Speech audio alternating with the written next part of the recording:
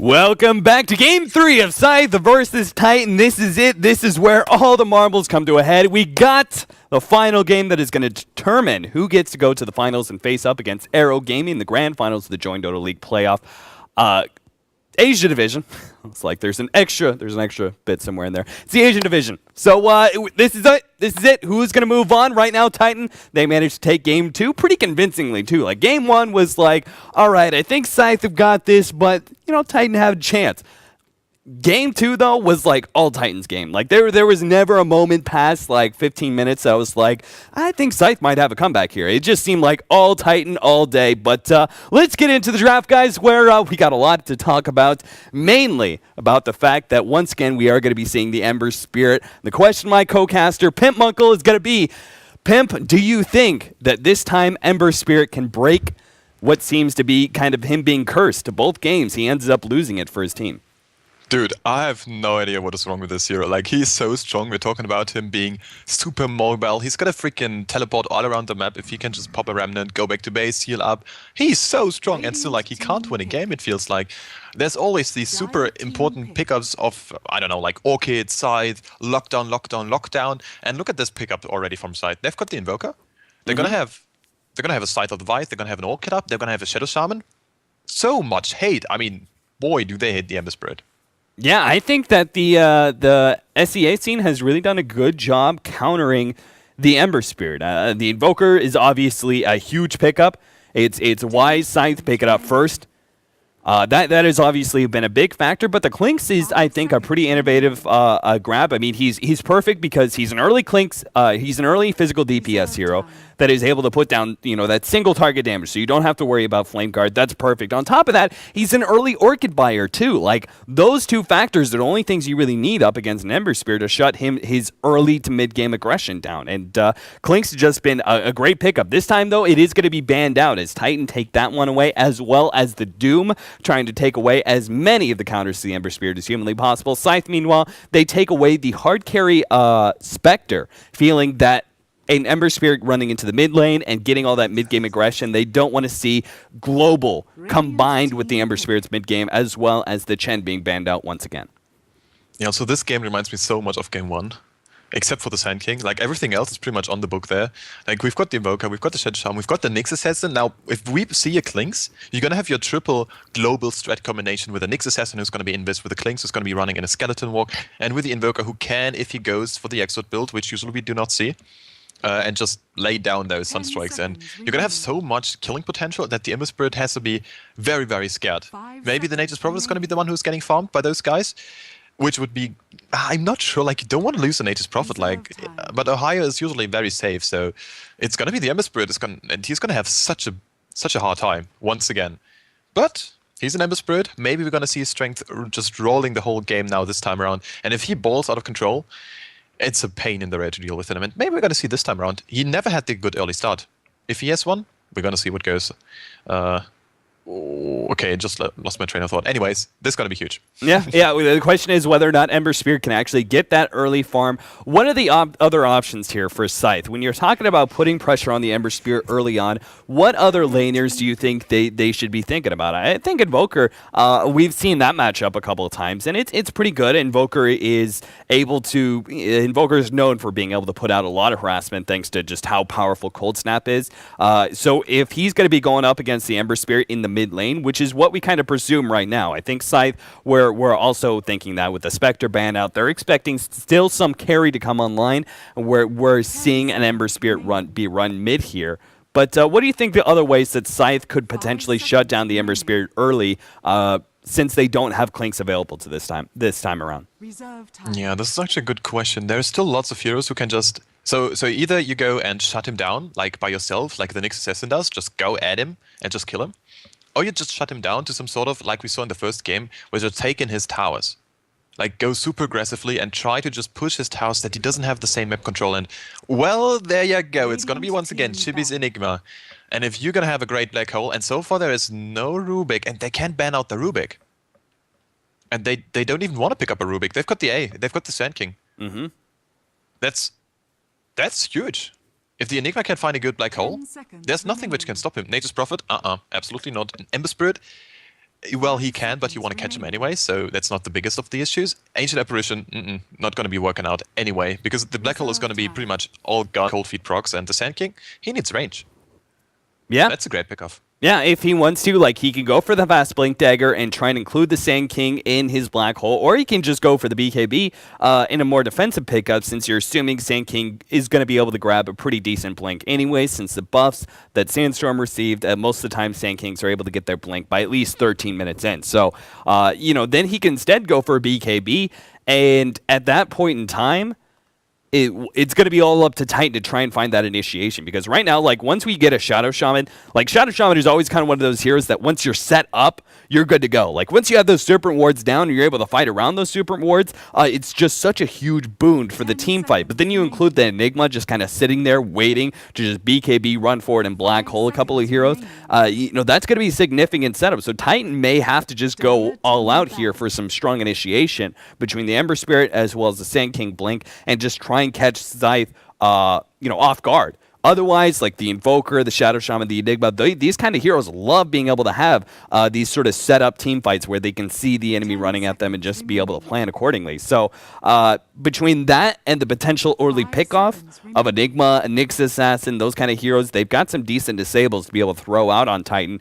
Maybe they can grab a couple of ganks here and there, but I feel like Titan are going to be able to have more of the early to mid-game power with the Ember, as well as the Sand King, Ancient Apparition. That's a ton of magic damage to throw down so early. They combine that with any decent mid-game oriented carry, and I think they can actually take the early game here, and with the Furion, also be able to take a lot of towers, and then they've even got late game to fall back on with the Furion, Ember Spirit, as well as an additional carry. Yeah. Also, one thing to note here, Scythe didn't pick up the classic Miracle hero just yet, so they've got all the options in the world, and I wouldn't be too surprised to actually see an anti-mage. He really likes the hero, and even though he's one of those guys who, if he doesn't get the early farm, he's not nearly as scary, but he still can bounce back very well, and especially against the Ember Spirit. I'm not sure how well the anti-mage is actually going to be going up against him, but this would be something I would really like to see, because Miracle's anti-mage is just one of the best in the world, and now there goes the Faceless Void. This is going to be so big. Yeah, I mean, now you can't really think about Anti-Mage. Like, Faceless Void has been, like, going all the way back to Dota 1. It's Faceless Void and Anti-Mage facing up against each other so often, because Faceless Void, his lockdown with Chronosphere and his just straight physical damage is so good versus Anti-Mage. At the same time, Anti-Mage being such a fast farmer can get so far ahead that Faceless Void just can't really keep up. I don't know, Titan, I love the combo though here. Like, Chronosphere is just such a good initiating tool that you have so much extra follow-up off of that. The Epicenter, the Ice Blast, hell, even Furion's ultimate as well as Ember Spirit's nukes can come into play and just wreck those heroes as soon as they come out of that Chronosphere. But Shadow Fiend is going to be picked up for Scythe, and I like this. I think it's... I don't really like Scythe's lineup as a whole, but this last pick of SF, for me, makes their lineup so much better, because I don't really see them going late game. Like, they can't fight up against a Faceless Void and an Ember Spirit in the late game, no matter what sort of hero they got. So they had to go for some sort of early snowballing hero, and SF is kind of the definition of that. Also, Miracle Shadow Fiend is pretty good. We're going to see how they're going to lane this. This could be safe lane Invoker. This could also be Miracle just safe laning it up, because there is no way you're going to contest Tridents with a Faceless Void. He doesn't have any sort of disables except for his leap, which you're usually going to use as a sort of escape early on, because you're just so damn squishy and you need your farm to just roll in. And also, I'm not sure how Yamate is going to plan to build his Void. If this is going to be some sort of super aggressive Mass of Madness, just go ham and then kill everyone Void, or if this is going to be the Battle Fury, the farming, I'm going to go and get my 6 slots up and just eventually go carry the game. I'm not sure, like, either could work, but I would really like to see some super aggressive Void stuff coming out from him. Well, once again, Enigma is picked up, and Ohio Furion boots wards, immediately teleport, and start blocking up the camp. So same thing as last time. I'm surprised he's choosing I'm kind of questioning what this ward spot is for. I mean, obviously it blocks out the camp, but last time he had this really good ward that was not countered out. If he expects the ward to be in a different position, like he doesn't want to use the same one, I'm surprised he doesn't go for, like, one of those wards or something like that. But either way, it's just going to be a pain in the Enigma's ass. Like, he's not going to be able to take out all of these wards. So this is going to be a huge factor in the early game of Scythe, who, for me, is already kind of suffering it when it comes to laning phase. like just Titan being able to sit here and farm up. They have so much good mid game that like for me it's like where is Sice opening? I don't see it in the laning phase. I don't see it in the mid game. I don't see it late. So it's going to have to be in like some of this roaming. The Nyx Assassin's going to have to be in pickoffs and snowballing for the SF. Like that's their only option. That is the game plan here for Scythe. They're relying so much on the likes of Miracle as well as Polson on the Invoker just to make the huge plays, but they're also relying on Hana that he is actually going to be finding the big plays, you know? He has to be roaming all around the map, but especially in the early game, if they find someone, he's dead. Like, they've got good early game, just not the team fights yet.